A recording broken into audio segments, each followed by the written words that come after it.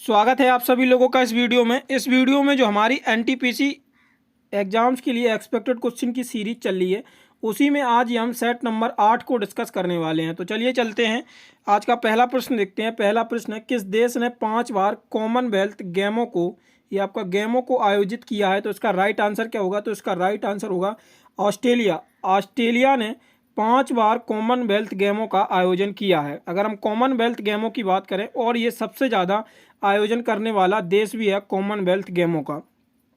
अगर इसमें हम कॉमनवेल्थ गेम्स की बात करें तो कॉमनवेल्थ गेम्स की शुरुआत कब हुई थी? तो 1930 में कॉमनवेल्थ गेमों की शुरुआत हुई थी। और ये कहाँ पे इसकी शुरुआत हुई थी?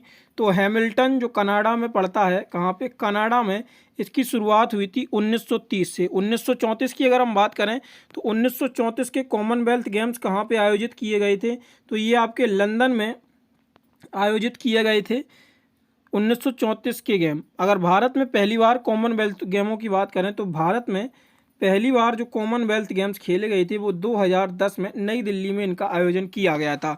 2022 के कॉमनवेल्थ गेम्स कब खेले गए थे? 2022 के कॉमनवेल्थ गेम्स का आयोजन कहाँ पे हुआ था? तो ये इंग्लैंड में इसका आयोजन किया गया था, और ये 22वें कॉमनवेल्थ गेम्स थे। और अपकमिंग इवेंट्स में, जिसमें जो 2022 के कॉमनवेल्थ गेम्स थे, कब के? 2022 के कॉमनवेल्थ गेम्स थे, तो इंडिया का इसमें रैंक क्या रहा था? तो इंडिया का जो रैंक रहा था वो चौथा रैंक रहा था। इंडिया ने इसमें टोटल 22 गोल्ड जीते थे। अपकमिंग इवेंट्स में 2026 का कॉमनवेल्थ गेम्स कब होगा? तो 2026 का जो 23वां संस्करण है कॉमनवेल्थ गेमों का, इसका आयोजन कब होगा? तो ग्लासगो में इसका आयोजन किया जाएगा। कब, कहाँ पे? 2026 में ग्लासगो, जो कि आपका कहाँ पे पड़ता है? ये आपका स्कॉटलैंड में पड़ता है। तो ये भी आपको याद रखना है। अगला प्रश्न देखते हैं। अगला प्रश्न है, वैज्ञानिक तथा औद्योगिक अनुसंधान परिषद CSIR की स्थापना किस वर्ष हुई थी? तो CSIR की जो स्थापना है ये किस वर्ष हुई थी? तो इसकी स्थापना जो है वो 1942 26 सितंबर, कब? 26 सितंबर 1942 को CSIR की स्थापना की गई थी। और CSIR का हेडक्वार्टर कहाँ पे है? तो ये आपका हेडक्वार्टर जो है ये नई दिल्ली में स्थित है। और ये किस मंत्रालय के अधीन है? ये आपका इम्पोर्टेंट बनता है। तो ये किस मंत्रालय के अधीन है? तो जो साइंस एंड टेक मिनिस्ट्री है, पर्यावरण एवं जो प्रौद्योगिकी मंत्रालय है, साइंस एंड टेक जो मिनिस्ट्री है, उसके अंदर ये CSIR आता है। CSIR के बारे में बात करें, इसका अध्यक्ष कौन होता है? तो जो इसके अध्यक्ष होते हैं वो PM इसके अध्यक्ष होते हैं। और संस्थापकों में अगर हम बात करें तो इसके संस्थापक कौन थे? तो एक तो आपके जो संस्थापक थे वो शांति स्वरूप भटनागर थे, और आरकोट रामास्वामी मुदलियार इसके संस्थापक सदस्यों में से एक थे। अगला प्रश्न देखते हैं। अगला प्रश्न है, जयप्रकाश नारायण लोकप्रिय रूप से किस नाम से जाने जाते थे? तो जो जयप्रकाश नारायण जी थे, इनको लोकप्रिय रूप से किस नाम से जाना जाता था? तो इसका राइट आंसर क्या होगा? तो इसका राइट आंसर होगा लोकनायक। लोकनायक के नाम से हम इनको जानते थे। वहीं अगर हम देशबंधु की बात करें तो देशबंधु के नाम से हम किसको जानते थे? तो जो CR दास थे आपके, इनको हम देशबंधु के नाम से जानते थे। शांति पुरुष किसको जानते थे? तो शांति पुरुष जो थे वो लाल बहादुर शास्त्री जी को हम शांति पुरुष के रूप में जानते थे। और महामना की उपाधि हमने किसको दे रखी थी? तो जो मदन मोहन मालवीय थे, कौन? मदन मोहन मालवीय, इनको हमने महामना की उपाधि दे रखी थी। इसी में अगर हम आगे देखें तो एक आपका बहुत ही चर्चित नाम आता है जगजीवन राम जी का। कौन सा? जगजीवन राम जी का नाम आता है, और इनको हम बाबू जी के नाम से जानते थे। किस नाम से? बाबू जी के नाम से। और 2024 में भारत रत्न प्राप्त हुआ जिनको बिहार से, वो कौन थे? तो जो आपके कर्पूरी ठाकुर जी थे, कर्पूरी ठाकुर जी जो थे, इनको हम जननायक के नाम से जानते थे। किसके? जननायक के नाम से हम कर्पूरी ठाकुर जी को जानते थे। और देश रत्न के नाम से हम किसको जानते थे? तो देश रत्न के नाम से जो हम जानते थे, ये हम राजेंद्र प्रसाद जी को देश रत्न के नाम से जानते थे। तो ये आपके प्रमुख लोकप्रिय नाम थे जो आपके रेलवे की एग्जाम में, अन्य एग्जाम्स में पूछे गए हैं, जिनमें 2024 में भी जो आपके RPF SI और कांस्टेबल के एग्जाम्स हुए थे, उनमें भी ये आपका पूछा गया था। अगला प्रश्न आता है, पानीपत की पहली लड़ाई बाबर और डैश के बीच लड़ी गई थी? तो पानीपत की जो पहली लड़ाई थी ये किसके बीच में लड़ी गई थी? तो इसका राइट आंसर क्या होगा? इब्राहिम लोदी के बीच में इसको लड़ा गया था, और 1526 में इसको लड़ा गया था। वही पानीपत द्वितीय की बात करें तो 1556 में इसको पानीपत द्वितीय को लड़ा गया था। हेमू और अकबर के बीच में लड़ी गई थी, जिसमें अकबर ने विजय प्राप्त की। और पानीपत का तृतीय युद्ध कब हुआ था? तो 1761 में मराठा और अहमद शाह अब्दाली के बीच में पानीपत का तृतीय युद्ध हुआ था, जिसमें किसने जीता था इसको? तो अहमद शाह अब्दाली के द्वारा इसको जीता गया था। अगला प्रश्न आता है, प्रधानमंत्री गरीब कल्याण रोजगार योजना की शुरुआत किस वर्ष की गई थी? तो प्रधानमंत्री गरीब कल्याण योजना की जो शुरुआत की गई थी, ये आपकी 2020 में इस योजना की शुरुआत की गई थी। 2020 में आपकी कुछ और योजनाओं की शुरुआत की गई थी। और आप लोगों को बता दें, केंद्र सरकार की जितनी भी फ्लैगशिप स्कीम्स हैं वो आप लोग एक बार ज़रूर रिवाइज़ कर लीजिएगा, क्योंकि एनटीपीसी में यहाँ से प्रश्न आपका ज़रूर एक बनता है। तो ये आप लोग रिवाइज़ कर लीजिएगा। और जिन भी बच्चों ने हमारी स्टैटिक जीके की बुक परचेज़ कर रखी है, तो उनके पास वहाँ पे फ्लैगशिप स्कीम्स आपकी लास्ट में डली हुई हैं, तो वो आप लोग सारी देख लीजिएगा, उसी से आपका हो जाएगा। उसमें 30 से 35 आपकी जो इम्पोर्टेंट फ्लैगशिप स्कीम्स हैं वो वहाँ पे दे रखी हैं, तो आप उसी से देख लीजिएगा। और जिनके पास स्टैटिक जीके की बुक नहीं है वो किसी अन्य सोर्स से भी देख सकते हैं। अगर हम 2020 की बात करें तो 2020 में एक तो आपकी राष्ट्रीय रोजगार योजना की भी शुरुआत की गई थी और आत्मनिर्भर भारत योजना की भी शुरुआत की गई थी। वहीं मेक इन इंडिया प्रोजेक्ट की अगर हम बात करें, किसकी? मेक इन इंडिया प्रोजेक्ट, तो 2014 में मेक इन इंडिया प्रोजेक्ट की शुरुआत की गई थी। पीएम उज्ज्वला योजना, जिसके तहत फ्री गैस सिलेंडर दिया जाना था, तो पीएम उज्ज्वला योजना की शुरुआत कब हुई थी? तो 2016 में पीएम उज्ज्वला योजना की शुरुआत हुई। और पीएम आवास योजना की शुरुआत कब हुई थी? तो पीएम आवास योजना 2 फेज में लॉन्च की गई थी। एक तो आपकी अर्बन थी और एक रूरल थी। अर्बन यानी कि शहरी, जिसकी शुरुआत 2015 में हुई थी, और रूरल जो कि ग्रामीण थी, जिसकी शुरुआत कब हुई थी? 2016 में इसकी शुरुआत की गई थी। वहीं अभी लेटेस्ट की जो स्कीम है सूर्य घर मुफ्त बिजली योजना, ये कब लॉन्च की गई? तो ये 2024 में आपकी लॉन्च की गई। ये हमने यहाँ पे कुछ इंपॉर्टेंट फ्लैगशिप स्कीम्स रिवाइज करा दी हैं, बाकी आज जो बची हैं वो आप लोग देख लीजिएगा। यहाँ पे आप लोगों को बता दें, यही हमारी स्टैटिक जीके की बुक है जिसकी मैं अभी ऊपर बात कर रहा था। तो अगर आप लोग इसे खरीदना चाहें तो इसका लिंक आपको डिस्क्रिप्शन में मिल जाएगा, वहाँ से आप इसे परचेज कर सकते हैं। प्राइस मात्र इसका 49 रुपये है। इस ई बुक को हमने डिफरेंट एग्जाम जितने ऑल ओवर इंडिया होते हैं, आपके जो मेन एग्जाम्स हैं, one day exams, SSC, railway, defence और जो स्टेट्स एग्जाम हैं यूपी के, एमपी के, हरियाणा और राजस्थान के, उनको एनालिसिस करते हुए इसको हमने मात्र 120 पेजों में इसका कंपाइलेशन किया है, 50+ इंपोर्टेंट टॉपिक्स के साथ। तो लिंक डिस्क्रिप्शन में दिया गया है, वहाँ से आप इसे खरीद सकते हैं। अगला प्रश्न आता है, भारतीय संविधान के किस अनुच्छेद में आदिवासियों को कमजोर वर्ग का स्थान दिया गया है? तो इसका राइट आंसर क्या होगा? तो इसका राइट आंसर जो है वो आपका होगा अनुच्छेद 342। अगला प्रश्न आता है, 2011 के सेंसेक्स के अनुसार भारत ग्रामीण आबादी का प्रतिशत, ये आपका सेंसेक्स नहीं है, 2011 के सेंसस के हिसाब से 2011 की जो आपकी भारत की ग्रामीण आबादी है वो कितनी है? तो इसका राइट आंसर क्या होगा? तो ये 68.8% जो है वो भारत की ग्रामीण आबादी है 2011 की जनगणना के हिसाब से, और 31.15 जो है ये आपकी शहरी आबादी है। जनगणना के ये 2 फैक्ट आपके बचे थे। और साथ में आपका एक जो परसेंटेज आता है, ये पूछ लिया जाता है कि हिंदू परसेंटेज कितना था, मुस्लिम परसेंटेज कितना था, ये मैंने आपको अभी कवर नहीं कराया था। जो आपका कास्ट परसेंटेज है 2011 के हिसाब से, तो वो आपको हम बता दें। अगर हिंदू की बात करें तो हिंदू कितने हैं? तो 79.8% आते हैं ये आपके। वहीं मुस्लिम्स की बात करें तो 14.23% 2011 की सेंसस के हिसाब से ये आपके मुस्लिम्स हैं। हिंदू कितने हैं? तो 79.8% मुस्लिम हैं जो आपके, वो 14.23%। वहीं ईसाइयों की बात करें तो ईसाई कितने हैं? 2.37% ईसाई हैं। और जो सिख हैं आपके, सिख तो 1.72% आपके सिख हैं। बौद्ध की बात करें तो बौद्ध हैं आपके 0.7%। और जो जैन हैं आपके वो हैं जैन आपके हैं 0.4 और बौद्ध हैं आपके 0.7। तो ये आप लोग लिख लीजिएगा। हिंदू हैं 79.8%, मुस्लिम हैं आपके 14.23%, ईसाई हैं आपके 2.3% और सिख हैं आपके 1.72%, बौद्ध हैं आपके 0.7% और जैन हैं आपके 0.4%। अगला प्रश्न देखते हैं, गुरु शिखर चोटी किस राज्य में स्थित है? तो गुरु शिखर चोटी जो है ये आपकी किस राज्य में स्थित है? तो इसका राइट आंसर क्या होगा? तो इसका राइट आंसर जो होगा वो आपका होगा राजस्थान।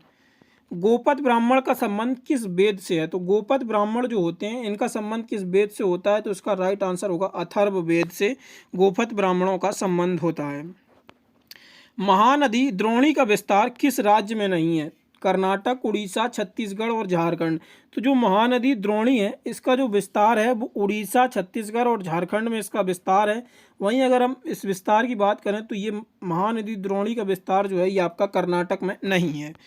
अगला प्रश्न देखते हैं, पंचवर्षीय योजना को अंतिम अनुमोदन कौन देता है? तो पंचवर्षीय योजना को जो है वो अंतिम अनुमोदन किसके द्वारा दिया जाता है?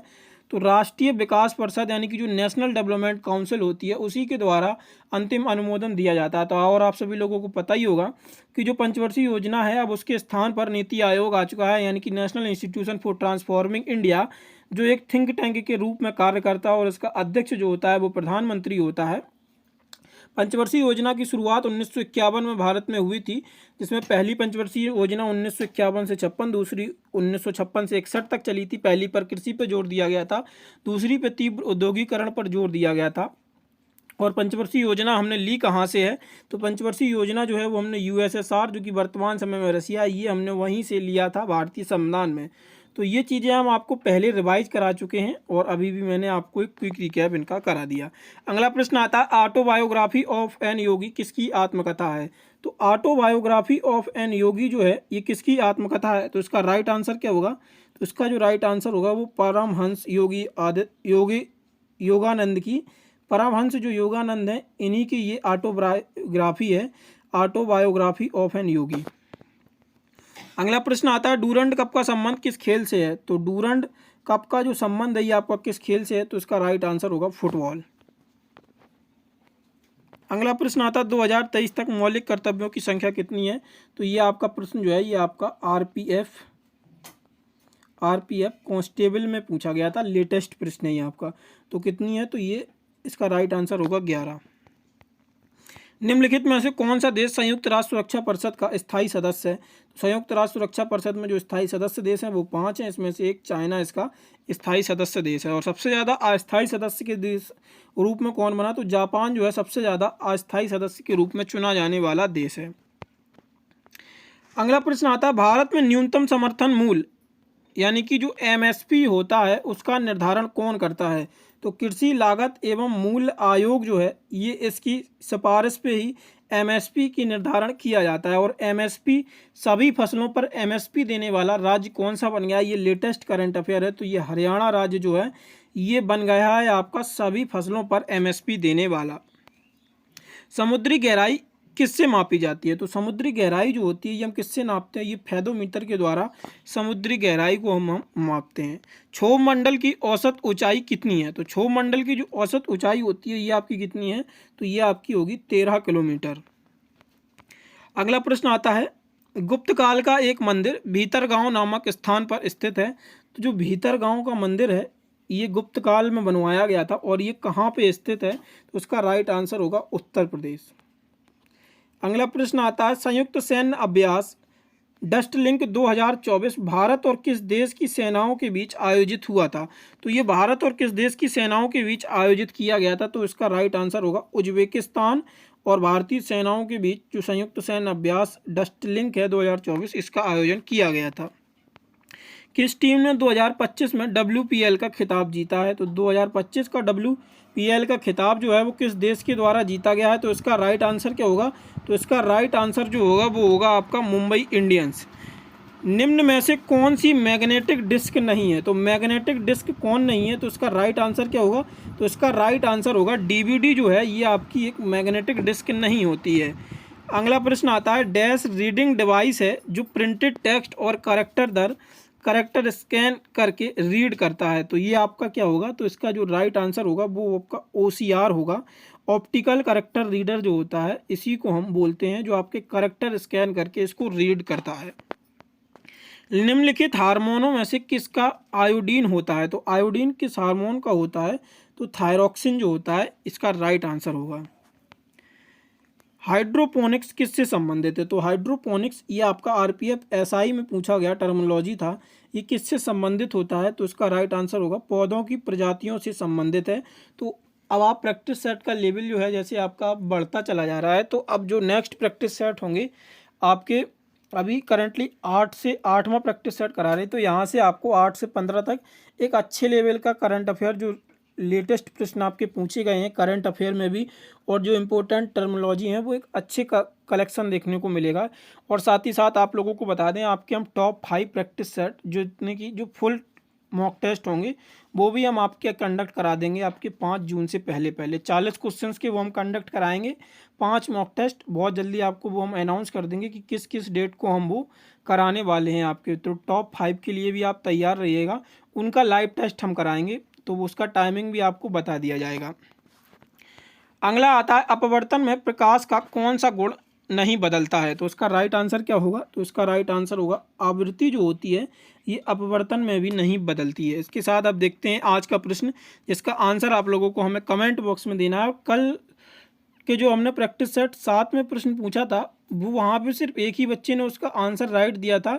जो हमने पूछा था काकापारा परमाणु ऊर्जा संयंत्र कहाँ पे है, तो वो गुजरात में है, जबकि उसका आंसर बच्चों ने कमेंट बॉक्स में क्या दे रखा है, उत्तर प्रदेश, यानी कि बी आंसर दे रखा है। तो वो सभी लोगों का गलत था और आप लोगों ने पढ़ा ही नहीं होगा। तो प्रैक्टिस सेट 6, प्रैक्टिस सेट 6 में हमने उसको डिस्कस भी किया था, जितने भी परमाणु ऊर्जा संयंत्र हैं उन सभी को हमने डिस्कस कराया था। तो आज का प्रश्न है आपका, भारत में प्रोजेक्ट टाइगर कब शुरू किया गया था? तो इसका आंसर आप लोगों को हमें कमेंट बॉक्स में बताना है, और जितने भी आपको इस प्रश्न से संबंधित डिटेल पता हो वो आप लोग सारी की सारी कमेंट बॉक्स में जरूर लिखें। तो प्रश्न हमने आपसे पूछा था काकापारा ऊर्जा संयंत्र किस राज्य में स्थित है? तो इसका राइट आंसर क्या होगा? तो इसका राइट आंसर होगा गुजरात। गुजरात में आपका काकापारा परमाणु ऊर्जा संयंत्र स्थित है। और आप सभी लोगों को बता दें कि NTPC के 10 स्पेशल मॉक टेस्ट जो कि हम आपको बता रहे हैं, इस पर हमने आपके ऐप पर प्रोवाइड कर दिए हैं। तो आप लोग ये भी मॉक टेस्ट जो है, ऐप का लिंक आपको डिस्क्रिप्शन में मिल जाएगा, वहाँ से आप लोग इन मॉक टेस्ट को दे सकते हैं। बाकी ई बुक अगर आप लोग परचेस करना चाहें तो आप लोग इसे परचेस कर सकते हैं, इसका लिंक भी आपको डिस्क्रिप्शन में मिल जाएगा। और वीडियो का PDF जो है वो हम आपको टेलीग्राम चैनल पर प्रोवाइड कराते हैं। तो टेलीग्राम चैनल का लिंक जो है वो हमने कमेंट बॉक्स में पिन कर रखा है, तो वहाँ से आप लोग ज्वाइन हो जाइएगा। और आप सभी लोगों से रिक्वेस्ट है कि 20,000 सब्सक्राइबरों में मात्र आपके 30 से 40 सब्सक्राइबर कम रह गए हैं, तो इसको जल्दी से जल्दी नेक्स्ट वीडियो जब तक हम अपलोड करें तब तक आप लोग 20 के सब्सक्राइबर जरूर करा दें, और अपने दोस्तों के साथ वीडियो को शेयर करना ना भूलें। धन्यवाद।